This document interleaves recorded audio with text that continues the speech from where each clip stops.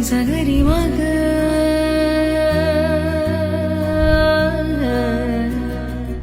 Go Mahalakshmi ఆశేష హిమాచలం నుంచి కన్యాకుమారి వరకు 5158 కిలోమీటర్లు పాదయాత్ర చేసింది. ఈ వృద్ధి మా జాతి వృద్ధిని కోరుకోమని చెప్తుంది ప్రధానమంత్రి గారు.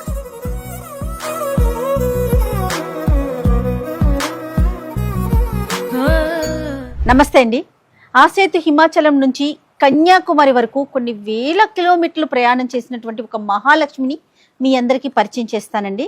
ఆవిడ యొక్క ముఖ్య ఉద్దేశం మీరందరూ ఆరోగ్యంగా ఆనందంగా ఉండండి, మీతో పాటు మమ్మల్ని కూడా ఆనందంగా సజీవంగా ఉంచండి అని చెప్పి తిరగని పుణ్యక్షేత్రం లేదు, వెళ్ళని పీఠాధిపతి లేదు. కొన్ని వేల కిలోమీటర్లు ప్రయాణం చేసింది అంటేనే మీకు అర్థమవుతుంది కదా ఎవరు ఏంటి అనుకుంటున్నారా? పూర్తి వివరాలు రవిచంద్ర గారిని అడిగి తెలుసుకుందాం. నమస్తే రవిచంద్ర గారు. నమస్కారం అండి. ముఖ్యంగా ఈ రోజు నేను ఇక్కడ దాకా రావడానికి ప్రధాన కారణం వృద్ధిని చూడటానికి. వృద్ధి మా జాతి వృద్ధిని కోరుకోమని చెప్తుంది ప్రధానమంత్రి గారికి. ఈ వృద్ధి మన పూర్వీకులు ఎవరైతే పాలించారో నాటు జాతి పాల వృద్ధిని కోరుకోమంటుంది రైతులందరికీ.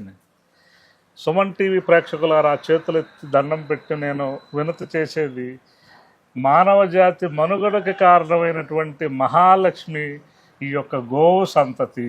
ఈ గో సంతతి వృద్ధి కోసం నోరు లేని ఈ మూగజీవి కన్యాకుమారి నుంచి కాశ్మీర్ వరకు 5158 కిలోమీటర్లు కాలినడకన వెళ్ళింది. వెళ్ళటమే కాదు, సాక్షాత్తు పార్లమెంట్లోకి వెళ్ళింది. పార్లమెంట్లో ప్రధానమంత్రి గారికి వినతి పత్రం ఇచ్చింది. అద్భుతం అండి. అమిత్ షా గారికి వినతి పత్రం ఇచ్చింది. అలాగే నితిన్ గడ్కరీ గారి ఇంట్లో ఒక రోజు ఉంది. అనేక మంది మన వేద పండితులు దీనికి 14 రాష్ట్రాల్లో పూజలు చేయటం జరిగింది. ఈ మహాగోవు ఇరుముడి కట్టుకొని మన అయ్యప్ప స్వామి శబరిమలకి వెళ్ళి ఆ యొక్క ముఖను కూడా సమర్పించుకుంది. అరుణాచల గిరి ప్రదర్శన చేసింది. మన యాదగిరి గుట్టలో లక్ష్మీ నరసింహస్వామి గిరి ప్రదర్శన చేసింది. ఇన్ని ప్రయత్నాలు ఈ చిరుగోవు పొంగునూరు గోవు చేయటానికి మూల కారణం గో సంరక్షణ. గోవుని సంరక్షించాలని ఒక ఉద్దేశం మాత్రమే. జాతీయ మన యానిమల్ గా జాతీయ పశువుగా గుర్తించాలి అని చెప్పేసి వినతి పత్రాన్ని తీసుకొని ఇంత సుదీర్ఘ ప్రయాణం గురుస్వామి బాలకృష్ణ స్వామి గారి ద్వారాగా ఒక బృందం చేసిన నిరంతర కృషి. ఆ మహానుభావులు అంత కృషి చేశారు వీటి గురించి. ఈరోజు మనకి ఒక ఉదాహరణ చెప్తాను. మా ఇంట్లో నా చిన్నప్పుడు అనేక పశువులు ఉన్నాయి. అనేక పశువుల మందల్లోనే మేము పెరిగాం. ఈరోజు మా ఊర్లో మా ఇంట్లో ఒక పశువు లేదు. ఇదే పరిస్థితి పల్లెటూరులో ప్రతి గృహంలోనూ ఉంది. అవును. మన పశు సంపదని మనం నాశనం చేసుకుంటే రేపొద్దున్న మనకి ఆహారం ఉత్పత్తి ఎలా జరుగుతుంది? ఈ యంత్రాలు, హెలికాప్టర్లు, ఆకాశంలో దుర్బిణీలు చూసి మనం చూస్తున్న ఆకాశంలోకి వెళ్ళే రాకెట్లు మనకు తిండి పెట్టవండి. భూమాత, గోమాత, రైతు మాత్రమే తిండి పెడతాడండి. మన జాతికి అవసరము. మన భారత జాతిలో 140-150 కోట్ల మంది జనాభా అయిపోయాము. ఇంతమందికి ఆహారం సమృద్ధిగా సహజమైన ఆహారం తీసుకుంటే వ్యాధులు రావు.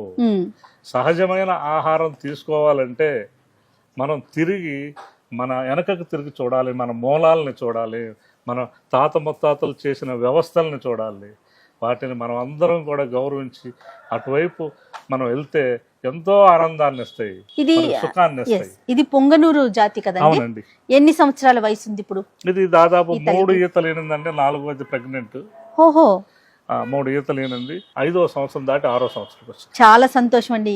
అంటే ఏ జన్మలోనో చేసుకున్న పుణ్యం అంటారు కదా రవిచంద్ర గారు, అది మీరు ఇంటి ముందే ఉంచుకున్నారు. మీరు ఢిల్లీ వెళ్తారు, కాశ్మీర్ వెళ్తారు, కన్యాకుమారి వెళ్తారు. ఎలా వెళ్తారు? ఒక విమానమో, కారో, బస్సో తీసుకెళ్తారు. ఈ మహాలక్ష్మి నడిచి తిరిగిందండి అంత నడక. ఇటీవల కాలంలో ఇంత సుదీర్ఘ ప్రయాణం చేసినటువంటిది మరొకటి లేదనే చెప్పుకోవాలి. ఇలాంటి వాళ్ళు ఉన్నారు, మహానుభావులు, పుణ్యమూర్తులు ఎంతో మంది ఉన్నారు. మనల్ని మనకు గుర్తు చేసే వాళ్ళు ఉన్నారు. వాళ్ళని మనం గుర్తుపట్టుకోవాలి.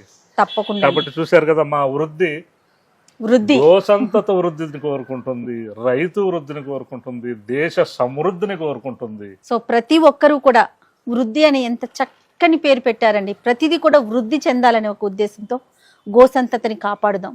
అప్పుడే మనమంతా కూడా రక్షించబడతాం. చాలా సంతోషం రవిచంద్ర గారు. ఎంత ఆనందంగా అనిపిస్తా ఉందంటే, నేను విన్నాను మీ మాట, ఫోన్లో విన్నాను, బట్ వచ్చి చూడాలి, కళ్ళతో చూడాలి. ఎందుకంటే ఇన్ని వేల కిలోమీటర్లు మా జాతిని కాపాడండి అని